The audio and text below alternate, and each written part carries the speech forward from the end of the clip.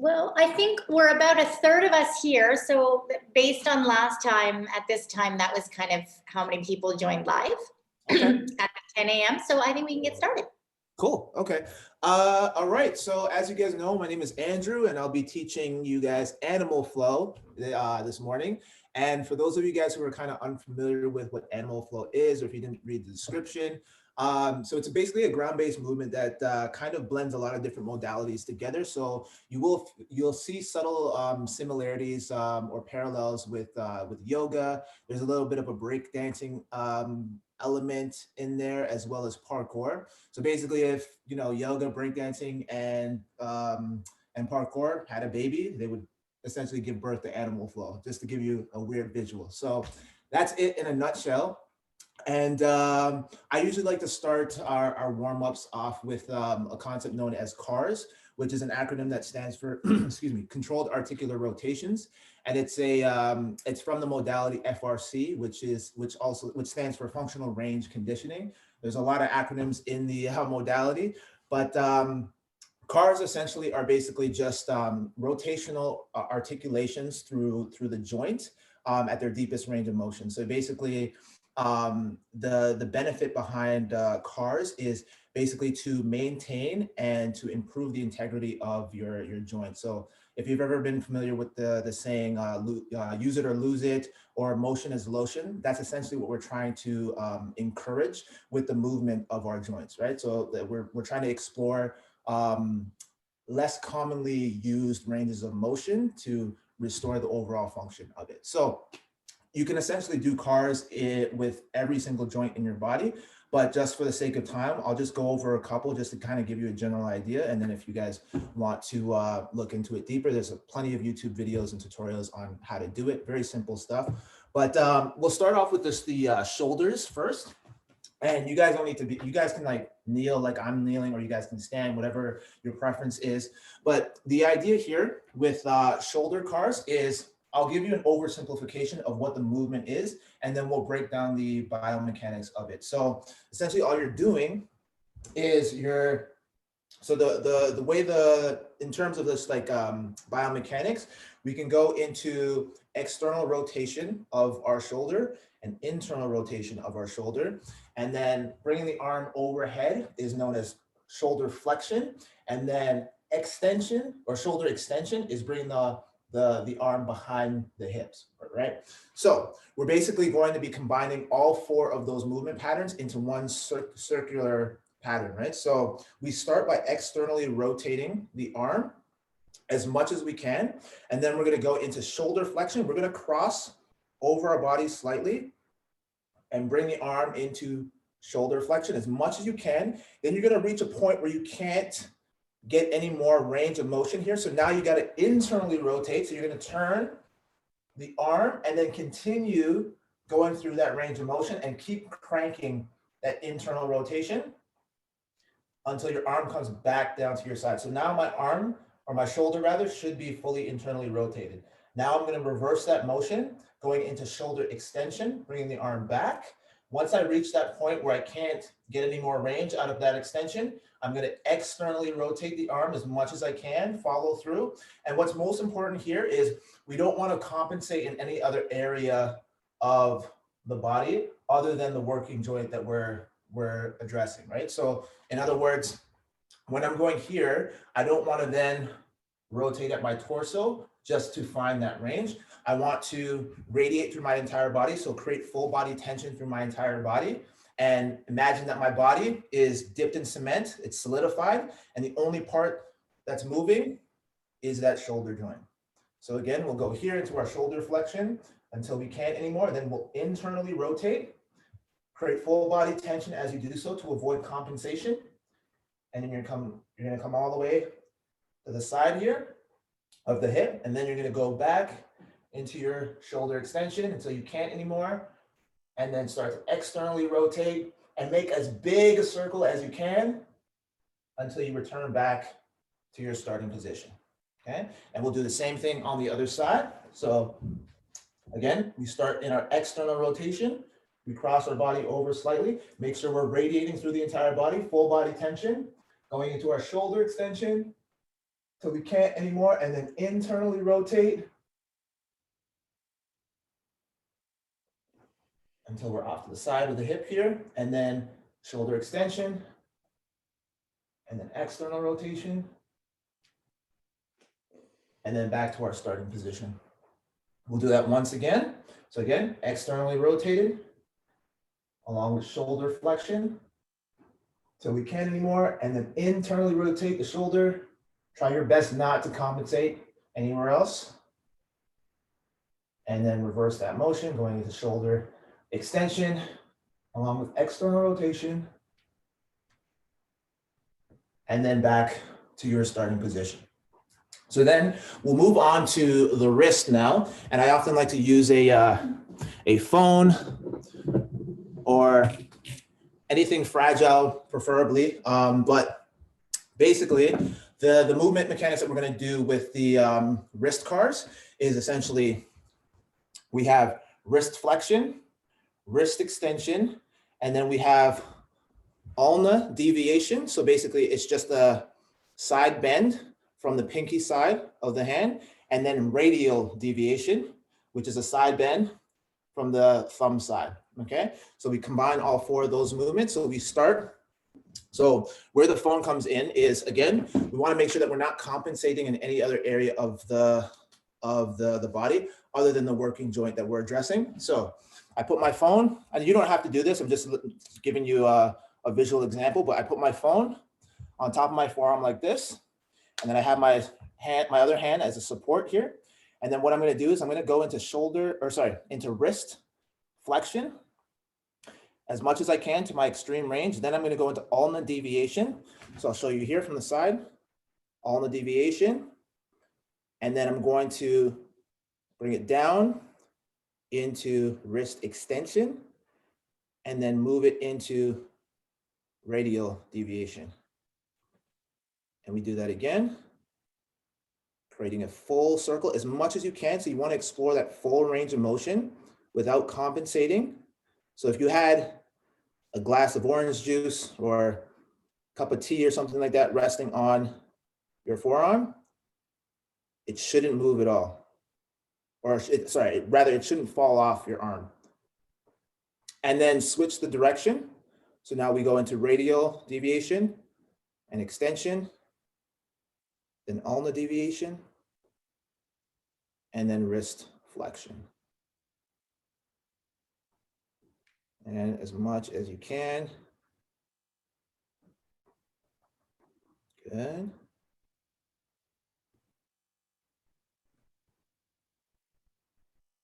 Perfect. And then we'll go over to the other side. So I'll lose the phone for now. And same thing. So we go into our flexion, ulnar deviation, wrist extension, radial deviation. And we'll do 2 rounds in both directions.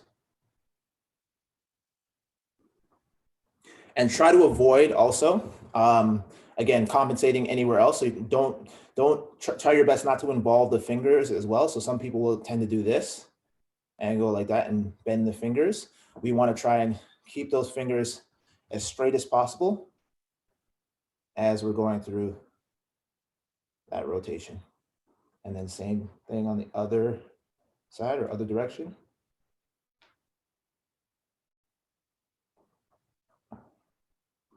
And we always want to go and work into a pain-free zone. Perfect. Good. So continuing with our wrist preparation, because we're going to be on our wrist quite a bit, I'll give you some mobilizations that I've learned from Animal Flow that are going to be useful in this, this session. So we're going to start by just interlocking the fingers here, and we're just going into our wrist rolls. So going nice and slow, getting a sense of what you're feeling within the joint. So paying close attention to whether or not you feel any pain. If there's extra stiffness on either side of the wrist, make a note of that.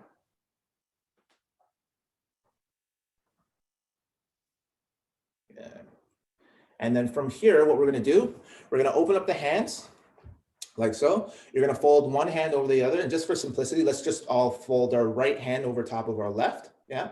And then we'll bring the hands down towards our hip, and we're gonna create this wave, and we're gonna pull the right hand up towards our eye line. Once we get to our eye line, we're gonna switch the position, so now the right hand is on top, or sorry, underneath, and the left hand's on top. And we're pulling down towards the hip, and then we switch. And think of it as like your right hand is always leading, and it's pulling down and pulling up. But we want to emphasize wrist flexion and extension while we're here, and getting a nice stretch of the fingers too. So I like to stretch the fingers as I create that wave as well. And then you can reverse the motion. So now leading with the left. And depending on how big you make the wave, you can also involve your shoulders in there as well. Get a little bit of external and internal rotation there. Again, working in a pain-free zone.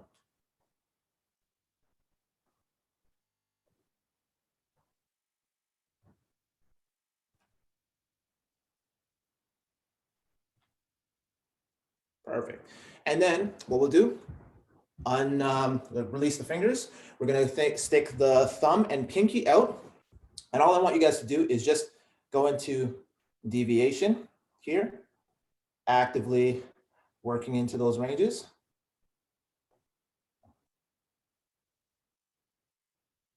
And then you're gonna create a snapping motion with it. So you're gonna go here and then just snap. So you're just shaking and kind of snapping it down. Yeah.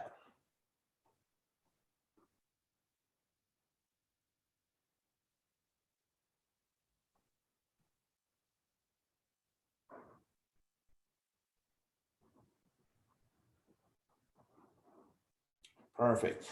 And then because I love the wrist so much, we'll give you a couple more for you guys to take away. So carrying down to the floor, we're gonna set our hands in this position. So fingers pointing laterally, and we're gonna press the palms firmly into the ground, shoulders stacked directly over top of the wrist. And we're just gonna gradually start to lean or shift our weight from side to side. Again, working in a pain-free zone. So playing to your edge, but not going beyond what your body is capable of. And again, keeping firm pressure downward into the ground.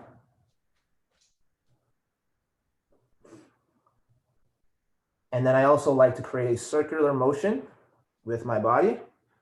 So I lean to the side, I lean a little bit forward, and then I transition over to the other side. So I'm working all areas of the wrist joint.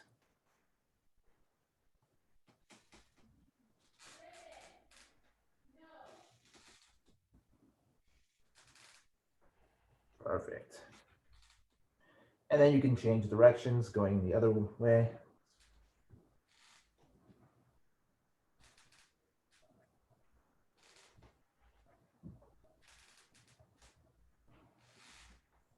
Pat, it just looks like you're doing this in the sand. So you're getting extra work in your wrist right now.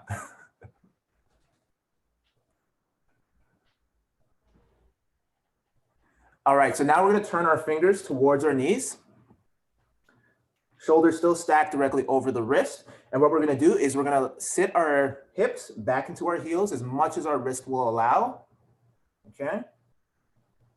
And then ease off that tension by bringing the body forward. So I'll show you from the side here what I'm doing. So I sit my hips back, much as my wrist will allow, pain-free zone. And then I bring the body forward to ease off that tension. And I just keep rocking back and forth. And then for an added bonus, when you bring your hips back, press your fingers into the ground while you're in that range here. Hold for a couple of seconds. So we're gonna do an isometric hold here. And that should increase the intensity. And then release that tension and see if you can get a little bit deeper into that range. Yeah. And then press your fingers into the ground again. Hold for a couple seconds. Release, and then see if you can get a little bit deeper. Again, pain-free zone. So if it's too much for you, ease off of that tension by coming forward and then just rocking back. If this is comfortable for you, then just, this is where you live. Just stay here. Perfect. So now we're gonna slowly lift the hands off the ground, and we'll go back and revisit those wrist rolls here. So we'll interlock the fingers again. Slowly now going into the wrist rolls. Your wrist might feel a little bit tender after that work.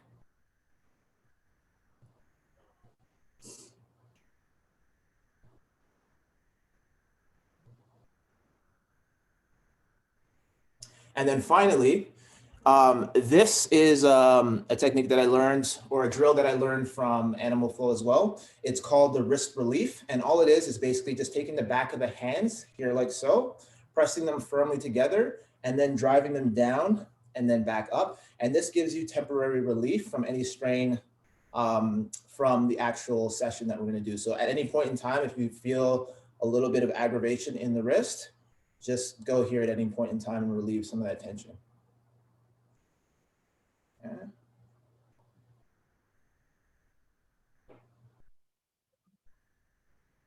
Perfect. Okay, so let's get into the meat and potatoes of this thing now. So with our with Animal Flow, there's a variety of different components. So we have the ABCs of Animal Flow, which is our foundation. So the A represents our ape, and the ape is essentially just a deep squat position. We're not gonna visit this one too much. I'm just gonna go over some of the foundational stuff first.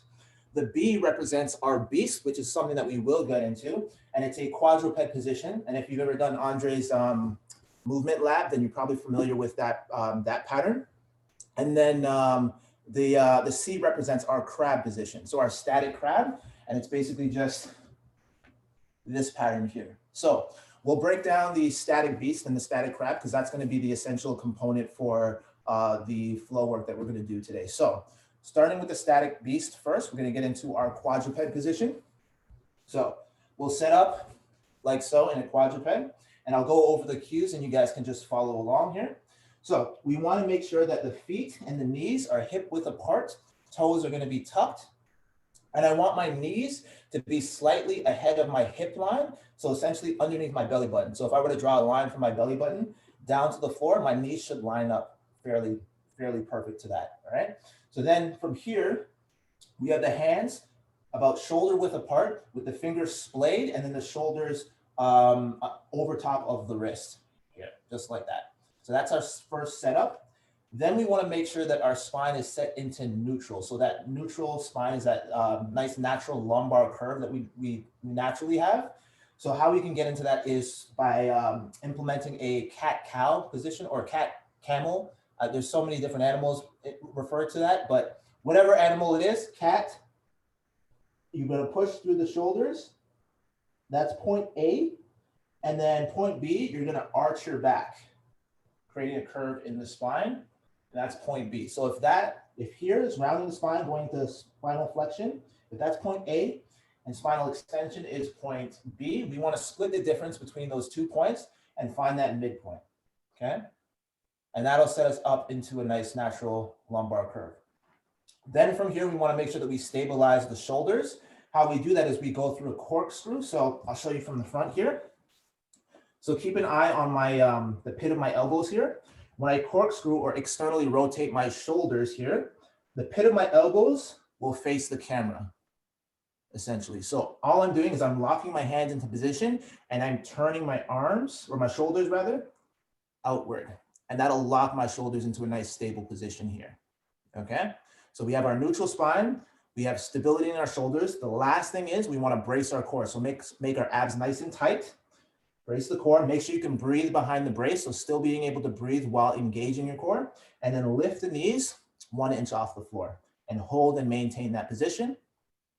And we'll hold here for 10, 9, 8, 7, 6, 5, 4, 3, 2, 1, and relax.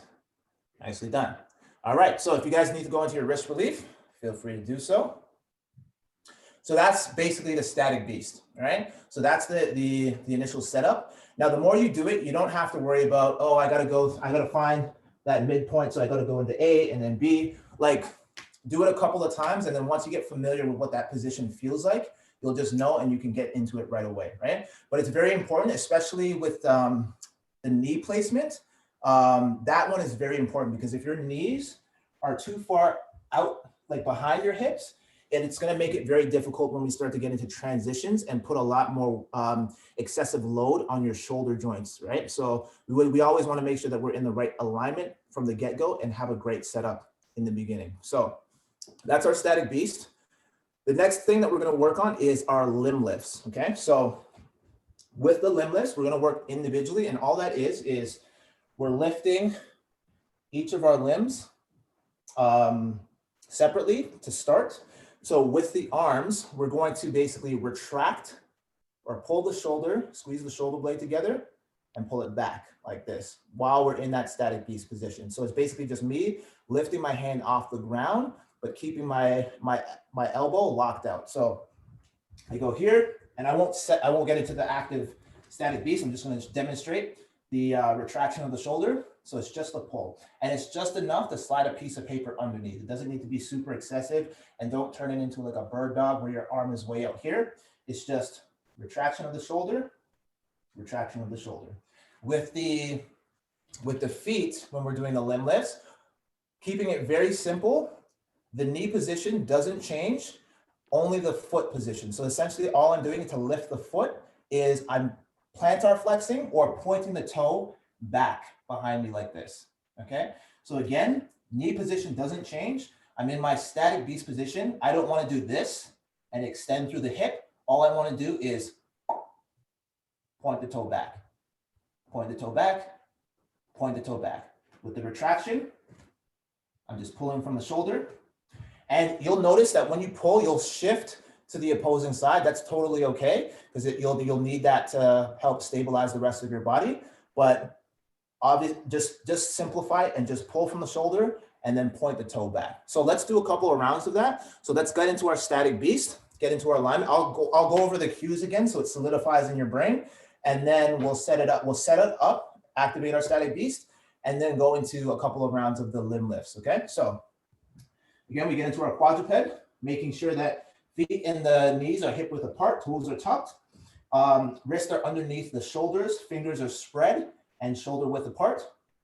From here, we want to set our spine into neutral. So we push through the shoulders, going into spinal flexion, and then we extend through the spine, and then we split the difference between those 2 points, finding our neutral spine.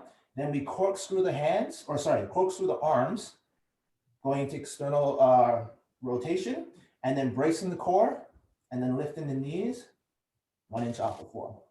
Then from here, we're going to go into a limb lift starting on the right side. So lifting from the shoulder on the right, and just lift and then set it back down, and then left arm lift, and then right foot. So just pointing the toe back, and then left foot, pointing the toe back. And then again, right arm, left arm, right foot or right leg, left foot, and relax. Nicely done. So that is our limb lifts. So now the next thing we're going to do is go into a contralateral limb lift. So contralateral is basically just lifting opposing limbs simultaneously. So if I lift my right arm off the ground, I have to lift my left foot off the ground as well to stabilize my body to engage in that contralateral limb lift. So what it looks like here, and I'll try to set myself up so you guys can see properly. So I'm going to go into a contralateral limb lift, lifting my left arm and my right leg. It's just going to look like this. I set up and boom. And I stabilize here, reset, then right arm, left leg, and then reset. Okay. So let's get into a couple of rounds of that, just to familiarize yourself with that pattern. I'll call them out. So I'll just say, actually, let's make a game out of it to make it a little bit more challenging. I'll say right arm, and that's it. And then you just lift the opposing leg, okay? Or I'll say left leg, and you lift the opposing right, or the opposing arm, okay? So let's set ourselves up back into our static beast. So again, we find our neutral spine, we corkscrew the hands, we brace through our core, lift the knees off the floor, and we'll go right arm. And reset, left leg. And reset, right leg. And reset, right arm. And reset, left arm. And reset, left leg. And reset, and relax. Nicely done. How'd we do? Thumbs up, good? Perfect, good, good, good. Okay, so that's it for the static beast portion. Now we're gonna flip things around and we're gonna go to our static crab. So with the static crab, very important. So when I first learned this back in like elementary school, at the time it was taught like this. You go like this and you walk and you do all this stuff, right? The problem is though, so for example, my fingers, if you noticed, my fingers were pointing in the same direction as my feet. So what happens is, and I don't know if you can see this with my sweater on, but what happens is when my fingers are pointing in the same direction, it starts to emphasize this rounding posture of the shoulder, and it emphasizes this poor posture position. And if you're a person that sits at a desk all day, then you're already an expert in this position. So you don't want to make this even stronger by adding load to it, right? So the best way to do this is to externally rotate. So you open up the anterior part of your body and get a nice stretch along the front side, and also strengthen the posterior side. So from here, how we want to set this up is making sure that from a side profile, our body makes a capital M position here, right? And then we want to make sure that the fingers are pointing in the opposite direction of the feet. And the feet, depending on your preference in terms of comfortability, they can be, hip width apart or slightly outside of hip width.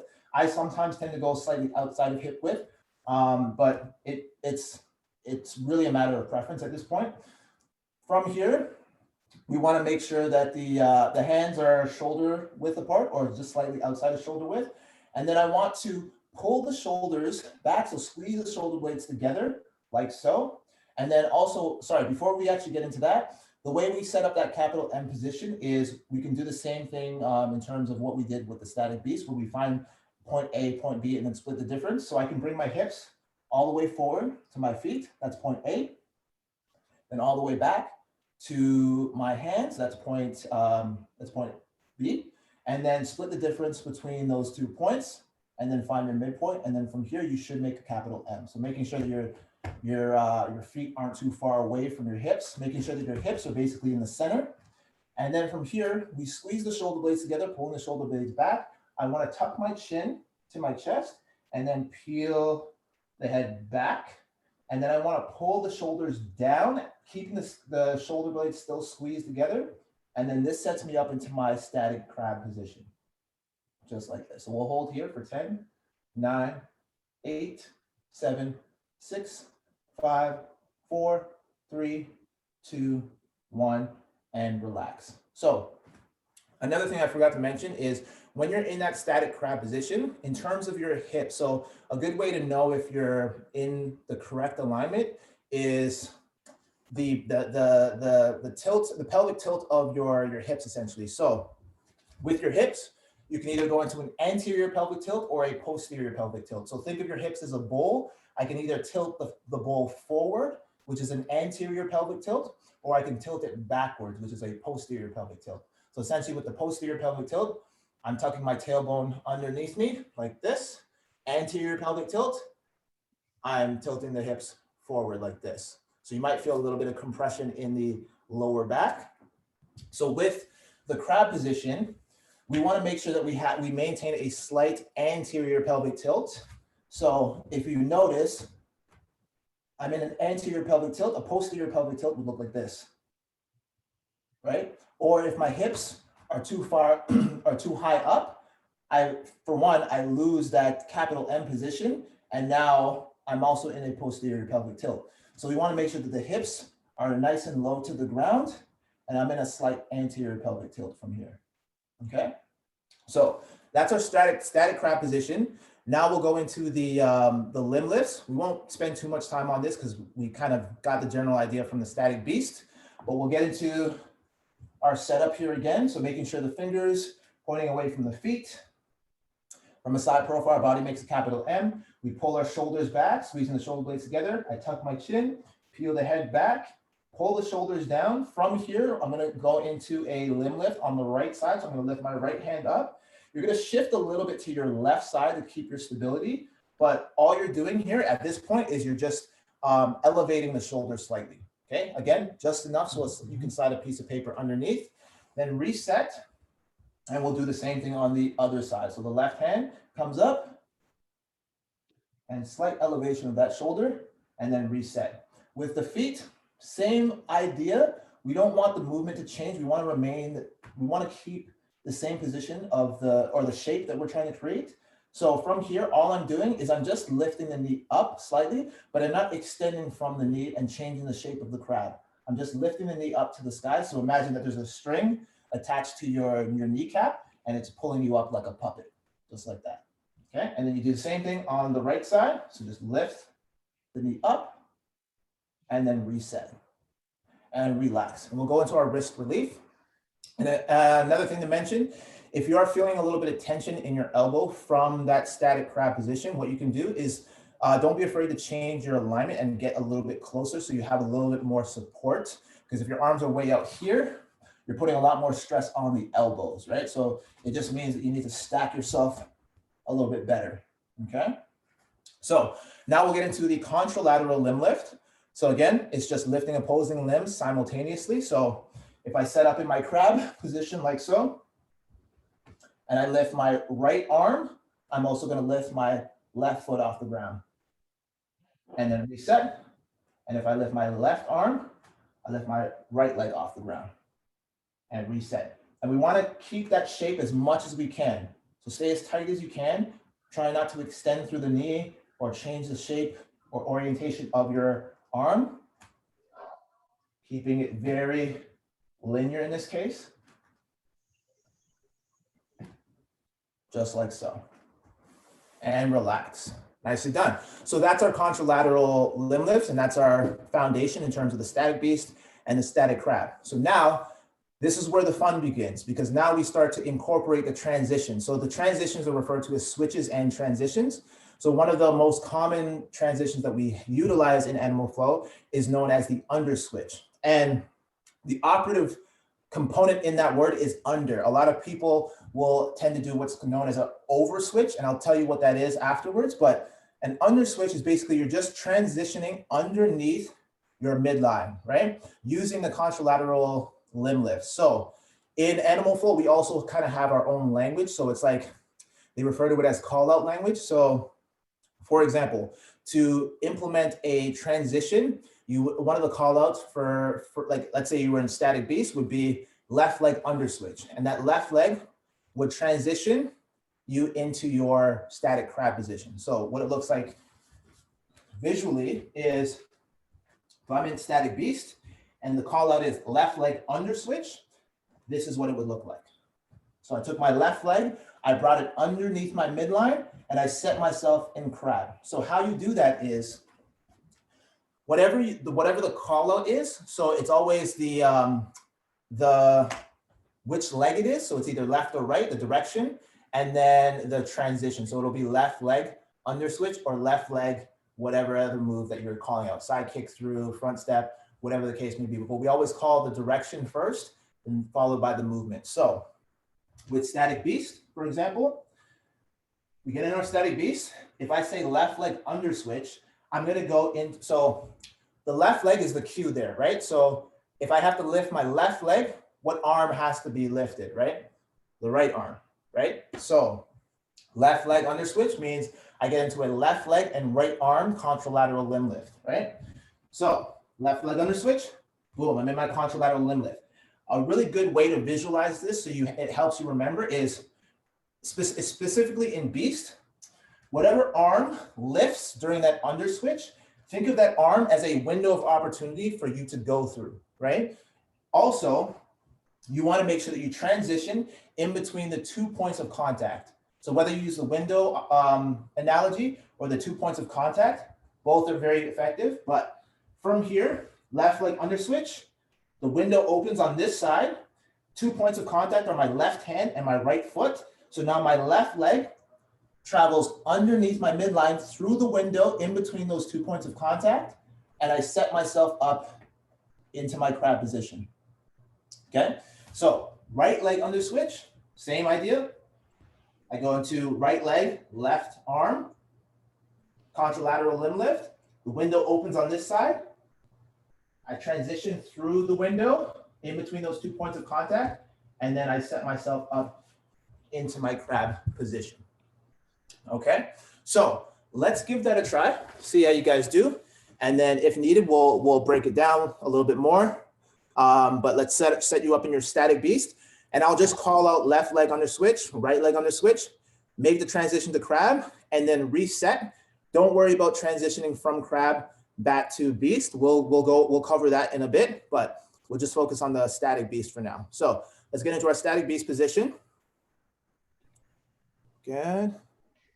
So Elizabeth, I'm gonna get you to move your knees a little bit forward. There you go. So you wanna always make sure that you're underneath your belly button. Perfect.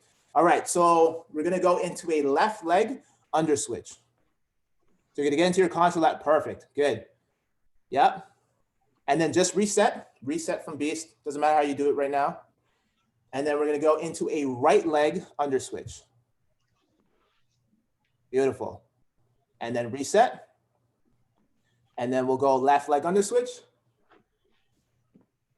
Perfect. And reset. Right leg under switch. Perfect. And reset. Good. So the beauty of this is a lot of you guys, actually all of you, we're doing a really good under switch from crab back to beast when you return. So that's perfect. So it's gonna make my job as teaching you a lot easier. So, okay, so I mentioned the over switch before. So the under switch, as you know, is you traveling underneath the midline, underneath your midline. The over switch, and I like to use the analogy of COVID because we have to keep a fair distance away from people. So if you do an under switch, you never break that rule. You're always just in your own little personal bubble, because I can do an under switch all day long in this position here, because I just stay in my own little personal bubble. But if I do what's known as an over switch, this is what happens. I'm trying to stay away from you, but I end up right beside you, right? So that's what we don't want. I mean, I don't want to say that that's what we don't want. I mean, I don't like to put like rules on movement, because once you start to get into like free flow, then for me, rules go out the window and you can explore and everything. But for the sake of animal flow, if we're following a strict format, we don't want to do an over switch, especially if you're in a group of people and it's still COVID stuff. We want to stay in our own little personal bubble. So transitioning now from crab to beast, you guys pretty much have the right idea. I just want to go over the small little technical stuff that to keep in mind when you're making your transition. So when we're going into crab now, setting ourselves into crab, the idea is still the same, except one concept that we want to familiarize ourselves with is stepping on the gas versus stepping on the brake. So this is an analogy used to refer to the foot or the ankle. So when I'm stepping on the gas, it means my heel is up off the ground. When I'm stepping on the brake, the heel comes down. Reason for that is if I'm trying to make a transition, if you were to just get into this position and your heel is on the ground and you're trying to move, it creates a lot of friction, a lot of tension, and you feel that all the way up the knee. It's not a big problem if you're doing it slowly, but if you're doing fast transitions and your heel is dragging on the floor, this can create a lot of unnecessary torque and stress in the knee that we don't want. But if my heel is up off the ground, I have more freedom to rotate freely, right? So this is me stepping on the gas. So if the heel is up, it means we're getting ready to make a transition. If the heel is down, we're trying to decelerate our movement and come to a complete stop. So with that being said, the concept of the crab here, when we go into our crab position, we're going into an underswitch. For example, if I were to say left leg underswitch, left leg comes up, right arm comes up. I then step on the gas of my base foot, so my right leg in this case. So I pop that heel up, and then I'm transitioning underneath my midline in between the 2 points of contact and setting myself up into my beast position. So same thing on the other side. So right leg under switch. So I go here, right leg, left arm comes up. I step on the gas for my left foot. I transition underneath my midline in between the 2 points of contact, and I set myself up back in my beast position. So another analogy that I like to use is, let's say you're channeling your spirit animal, because this is animal flow, right? So we're all crabs right now, and we've just gotten a brand new Mercedes. So we get into our car, we get into our Mercedes, boom, static crab. We start the car, contralateral limb lift. We step on the gas to go, and then we turn the wheel. Boom. And now we're in beast. All right? So whatever analogy you want to use to help you through that movement, feel free. But the idea is still the same. We just want to make sure that we implement that stepping on the gas component. Okay, so let's get into our crab, and we'll actually go through a full cycle now. So since we know how to transition from beast to crab and vice versa, I'll just do a couple of call outs for you guys. So we'll start in crab first, and I'll say left or right, and we'll just go from there. All right, so we'll set our crab, get into that beautiful Mercedes, and then we'll go into a left leg under switch. Perfect. And then right leg under switch. Good. Right leg under switch. Left leg under switch. Right leg under switch. Good. Left leg under switch. Perfect. And relax. Nicely done.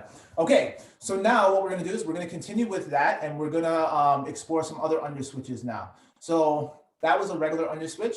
Now we can do what's known as an under switch tap. So an under switch tap is basically we under switch, tap into the opposite position, and then return back to our original position. So if I'm in crab, for example, and the call out was a left leg under switch tap, not just a under switch, but an under switch tap, it would look like this: left leg under switch tap. I tap to beast, and then I return back to crab. Left leg under switch is just stay in beast, right? If I do an under switch tap from beast, left leg under switch tap, tap, and then come back to beast. So the tap is just going back and forth. So it's like a recoil. So you're bouncing into one position and then returning back to your original position, okay? So let's try that one out with the under switches as well, and then we'll build from there. So we'll set up in, let's do static beast this time. So we'll all set up in our static beast position. And then we'll go left leg under switch. Good. And then left leg under switch tap. Good. Right leg under switch. Left leg under switch. Left leg under switch tap. And right leg under switch tap. Left leg under switch. Right leg under switch.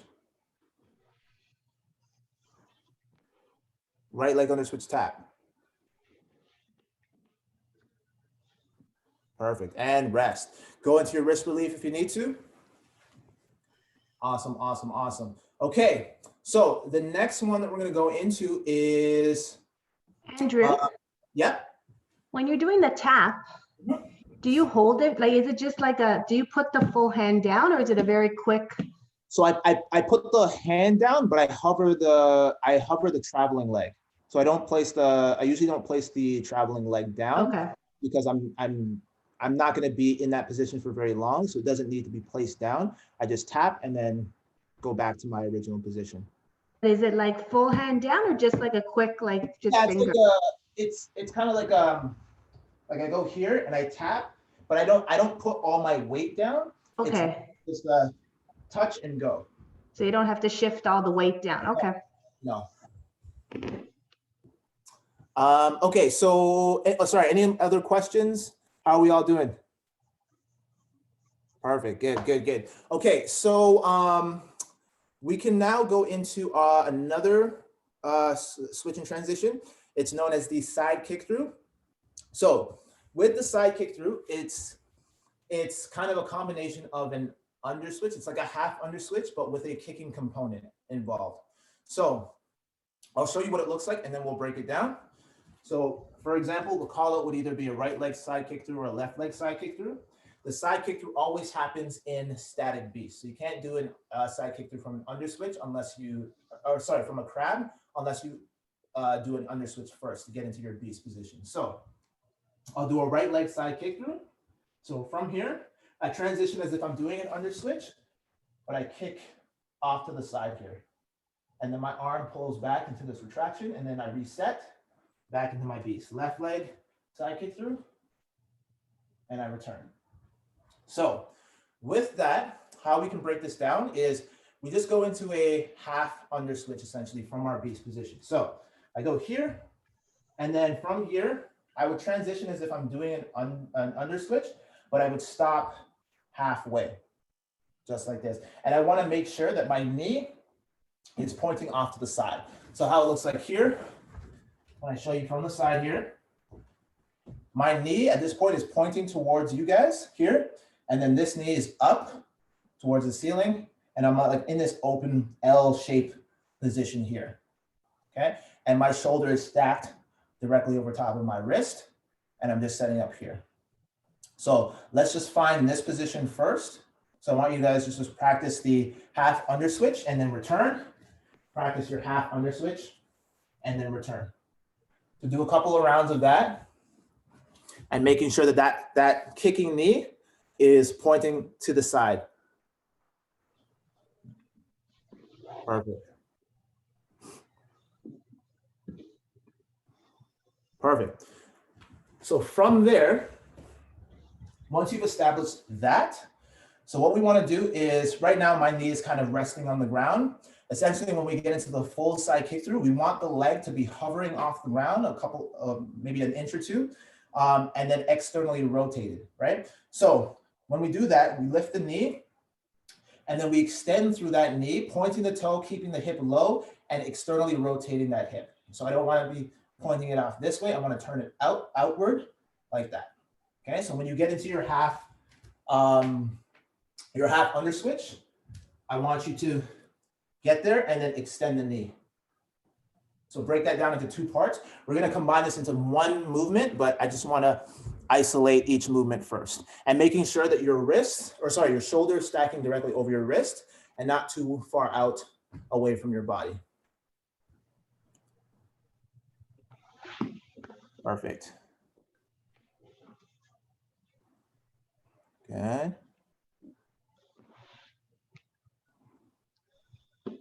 Good. That all looks good. So the next thing, we add the arm component. So the free arm. So with the free arm, what's happening is I'm going into internal rotation of the shoulder and then retraction of the arm here. So I'm kind of like, my thumb is pointing down and I'm in an open palm position and I'm pulling my arm back as if to say I'm drawing like a bow and arrow. Think of it like that. You're pulling back the sling and getting ready to release it almost, right? So your leg and your arm is an extension of that bow and arrow as you're pulling back, right? And generally you want it to be by your ear like this and pulling it back all the way, Okay, so what it looks like in real time, when you get to that position in that static beast, you simultaneously pull back and extend through that leg here. And keeping in mind, making sure that really when you get into that kick through, assess where your stabilizing arm position is. Because if it's way out here, being in this position is going to be a lot harder and put a lot more stress on this arm to maintain balance. But if I'm here, I can stay here for a longer period of time as I pull back versus being way out here, right? And then also making sure you're mindful of where your kicking leg is too. So some people will have a tendency to kick like this and kick with this leg being closest to your base leg. No, we want to open that gap up like that, okay? So let's give that a try. Let's set ourselves up into our static beast and we'll do a couple of rounds. Actually, I'll do a call out this time. So we'll we'll start off with a right leg side kick through. Good, return. Left leg side kick through. And return. Right leg side kick through. And return. Left leg side kick through. And return. Nicely done. And relax. So now we're going to add a breathing component to this, right? Because breathing is important, especially when we start to get into faster flows. We want, the number one thing is we want to make sure that we're not holding our breath and triggering our sympathetic nervous system, like overstimulating it. We want to make sure that we have control over our breath, so we're not fatiguing ourselves or fatiguing our body a lot faster. So with this, for example, with the side kick through, the inhale will come right before you start the kick, and then as you kick through, you'll go into an exhale. So it'll look like this. I take a breath, inhale, bring it back in.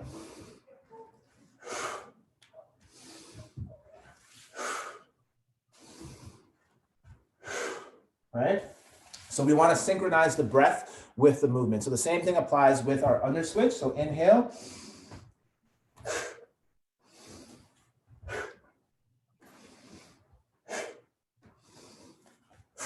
Right, so just making sure that we're getting controlled breathing. It doesn't have to be overly emphasized like how I was doing it. I just wanted to make sure that you can hear it audibly, but making sure that you are breathing, because I've also experienced people who hold their breath, and I do it too sometimes. Sometimes I get too into it, hold my breath, and then I'm like, wow, I'm winded.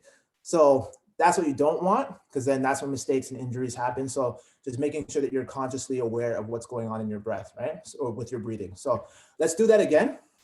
Let's just do it for the side kick through for now. So inhale before you go, and then as you kick, you'll exhale, okay? Good, so we'll do a couple rounds.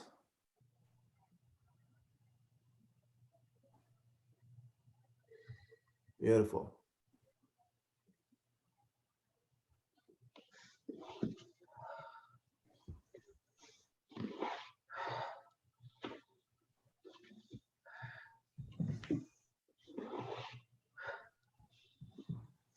All right, and relax. Okay, so we got a good chunk of movements to play around with now. So now I want to incorporate some tempo changes.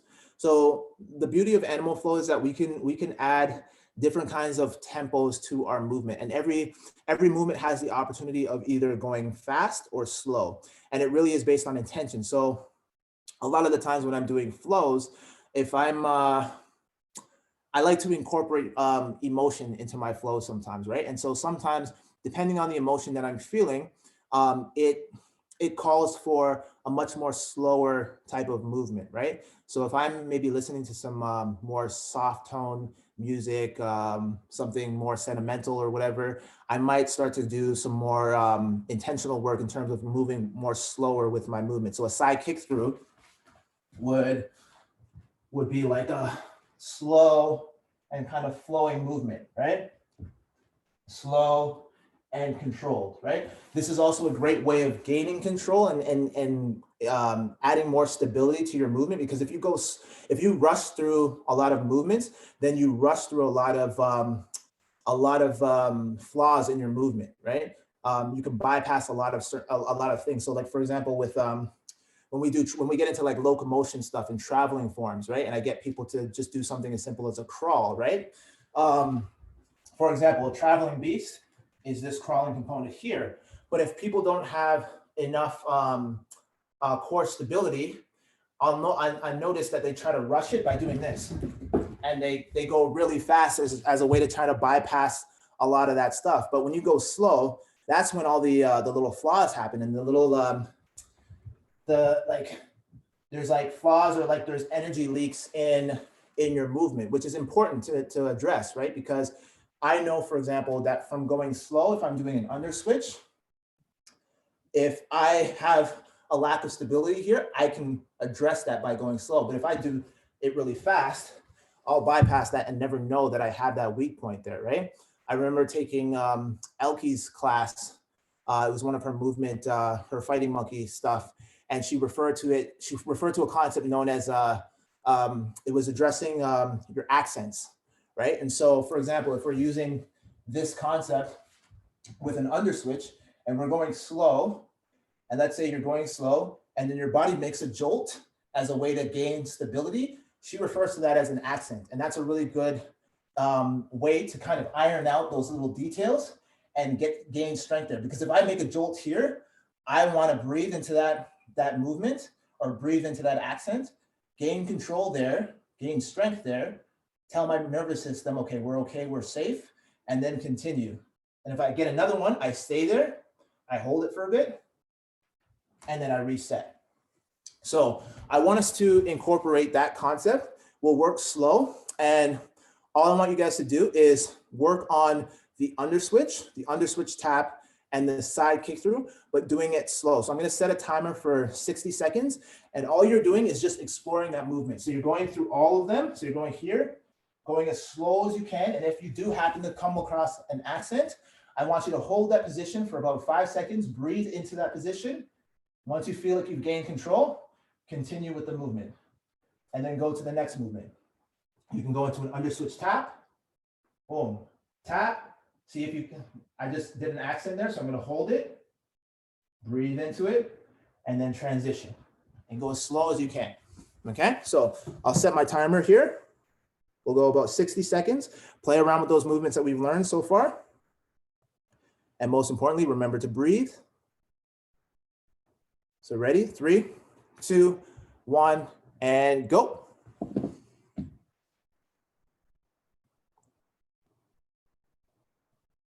Good.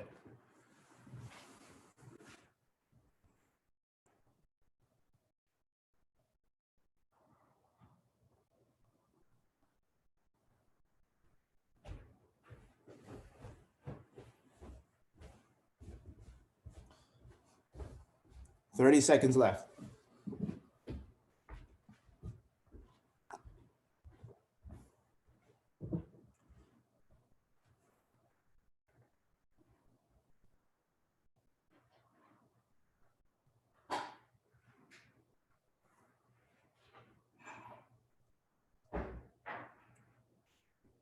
Ten, 9, 8, 7, 6, 5, 4, 3, 2, 1, and time. So I'll give you a moment to catch your breath there. How was that? How do you guys feel? Awesome, awesome. Good stuff, good stuff. So we're gonna go into the fast component now. But what I want to say is in terms of like the fast and slow and intention, is that it really does come in handy when you start to transition from technique to finding your own flow. So in the movie Enter the Dragon, Bruce Lee, he's talking to, I remember there's a scene where he's talking to one of his students, and he talks about the concept of emotional content, right? And for me, what I took that as is emotional content is a combination of technique and contained emotion, right? And so you can utilize the fast and slow concept, like how I was explaining before. When you add emotion to your movement, you can manifest it into finding your own flow and not letting your emotions be controlled or dictated by your movement, but harnessing that emotion and creating art or some form of expression with that, right? And so with emotional content, it's like when you have technique by itself, it becomes very rigid, right? It's just like, it's paint by numbers. You're doing side kick through, but it looks exactly the same as everyone else. So if I instructed you to just do the technique of side kick through, Elizabeth, your side kick through would look just like Pat's and Catalina and David's, right? It would all look the same. There's no uniqueness, there's no individuality, right?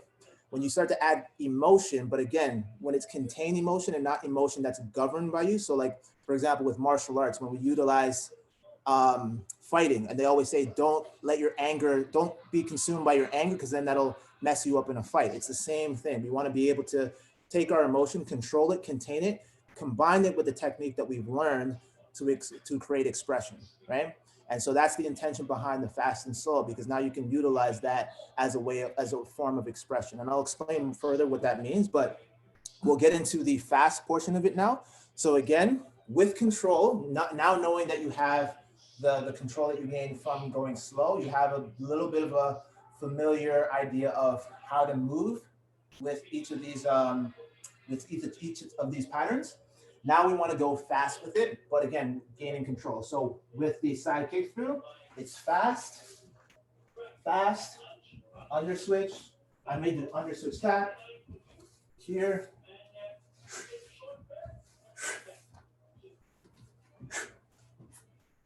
Right? So again, it doesn't have to match my speed. It's whatever you're comfortable with, but obviously we want to pick it up and be a little bit faster than what we did in the last drill, okay? So again, we'll set it for 1 minute, and this time we're gonna go fast, okay? Ready? 3, 2, 1, and go.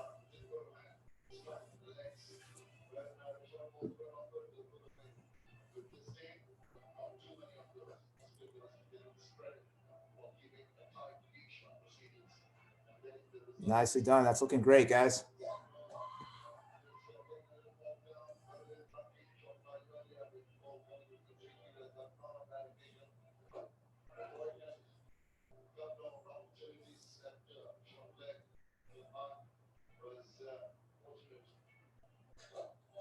Remember to breathe. I can't hear you guys, but I hope you're breathing.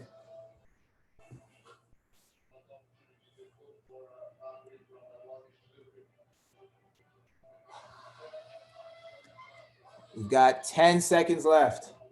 9, 8, 7, 6, 5, 4, 3, 2, 1, and time.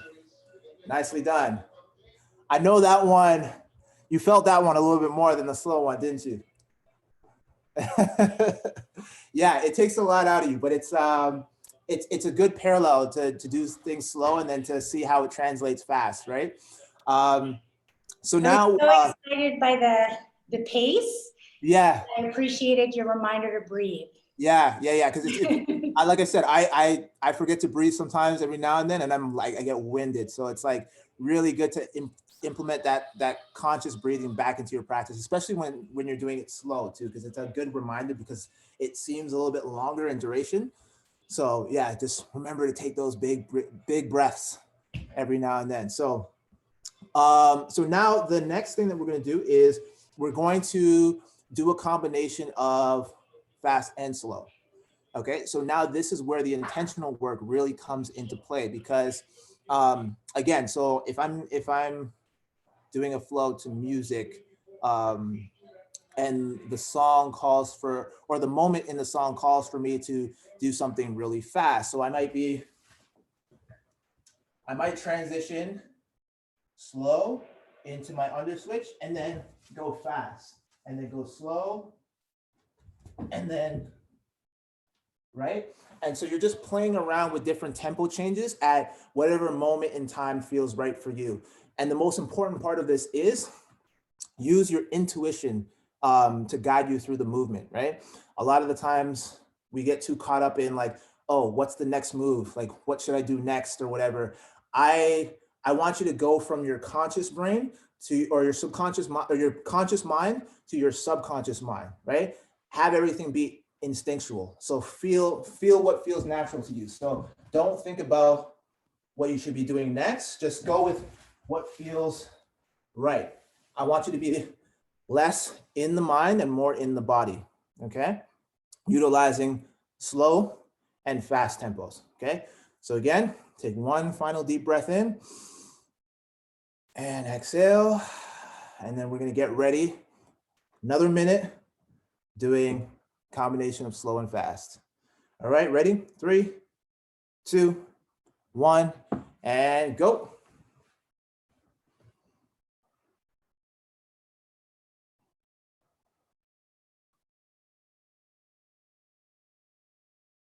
Perfect.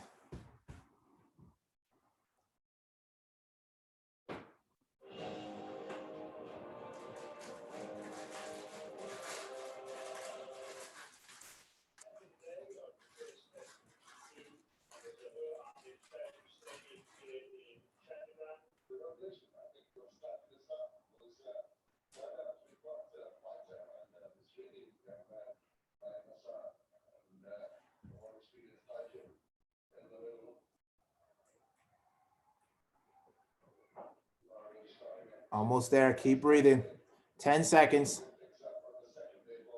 7, 6, 5, 4, 3, 2, 1, and time. Nicely done. How are we doing? Awesome, awesome, awesome. How are we for time, Catalina? Just You have until 11:15, so six more minutes. 6 more minutes. Okay. All right. So anyone have any questions, comments, concerns, anything of that nature? I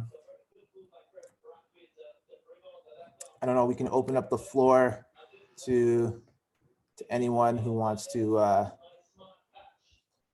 speak. In this form of animal flow, do you let the elbows bend a little bit to give you a springiness in transitions, or are you keeping them more or less straight? Usually we keep them relatively straight because we want to maintain that stability in the arm. But when I'm doing like free flow, again, like for me, I do like a little bit of that springiness. So I do keep my arms a little bit more lax depending on the position. But naturally, from what I remember from what we were taught, we have to keep the elbows locked out just to ensure that we maintain stability of the shoulders.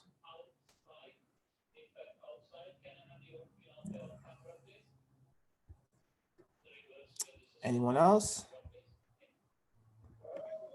I note that when I start going faster, I start to get a little bit out of control. Yeah. Like it kind of like it's like, whoa. And so actually the going slow is a good reminder for me because I think I lose some of the integrity of the movement in going faster. Absolutely. Yeah. Yeah. 100%. And that's why I like to play around with a lot of those concepts too, of like going fast and slow, because it allows me to, again, iron for the slow component, it allows me to iron out any of those like small details in terms of like where I'm lacking. I know I have instability on one side of my body. So I'm always trying to really iron out that detail and drill that as much as I can. That way it translates better when I'm incorporating more fast stuff into my flows. And especially when we get into improvised flows. So there's a concept known as control. It's basically flow. It's like a controlled system flow, or a closed system flow, where it utilizes the improvisation technique. It's from Ido Portal, and basically you have a set of specific movements that you use, and you just play around with those movements, and you basically connect each of them like individually. So you work on them in isolation, then you integrate them together, and then you try to create an improvisational flow out of all of those. And you just keep drilling that over and over again. And you can go slow, you can go fast, but it's a great way to help you refine your transitional movements, because the transitions are often the most tricky, especially when you start to play with tempos, because that's where you start to lose that control, like you were saying, right? So yeah, that's another technique that you can often use. Oh. Awesome. Okay, so let's I'm actually gonna play some music, and now I want to just kind of incorporate one final component that I often like to use at the end of my classes. I often call it floor play, and essentially it's just exploring the floor and like getting a nice stretch in a variety of different ways in a more rhythmic fashion. So for example, we go on the floor, and rather than just me simply stretching my hamstrings, and not saying that there's anything wrong with this form of stretching, but I like to really explore my ranges, going here, dancing, and like moving around like this,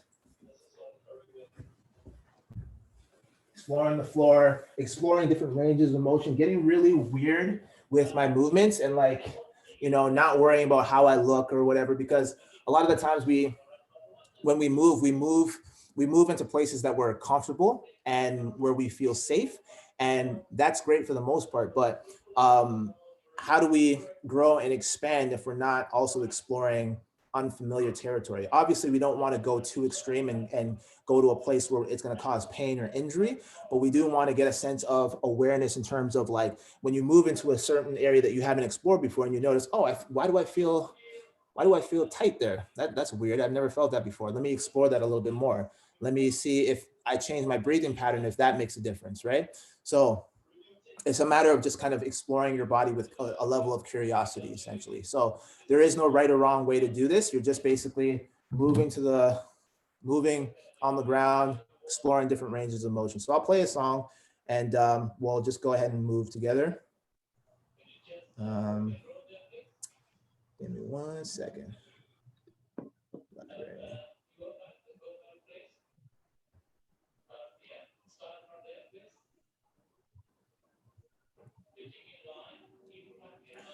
All right.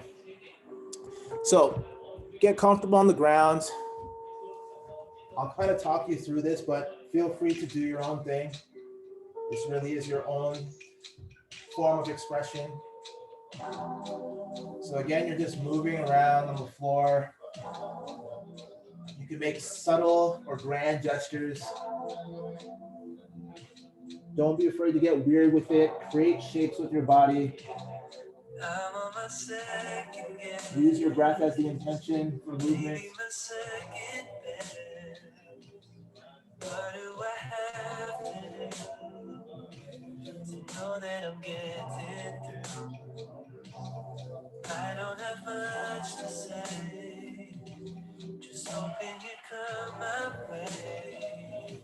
What do I have to do to come and get close to you? Get close to you. Baby, I won't slow down and I won't say when. Tell me why we coming round again. I'm ready to go again. Baby, I won't slow down and I won't say no. Just one look and I think it's all to show. I think that I already know.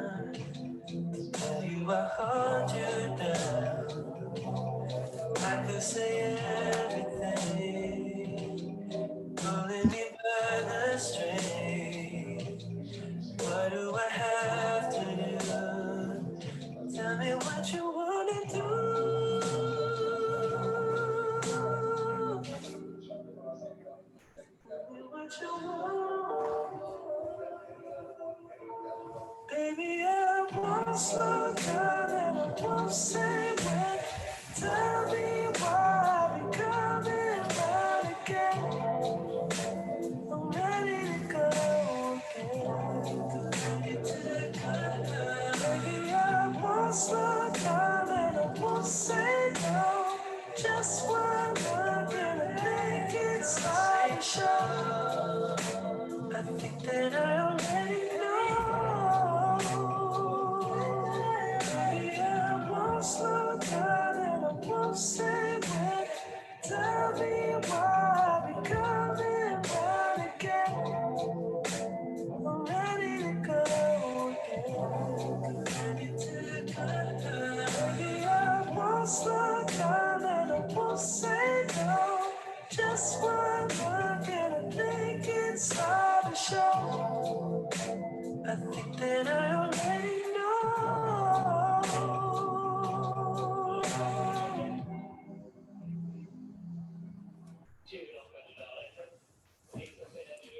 Okay. How are we feeling after that?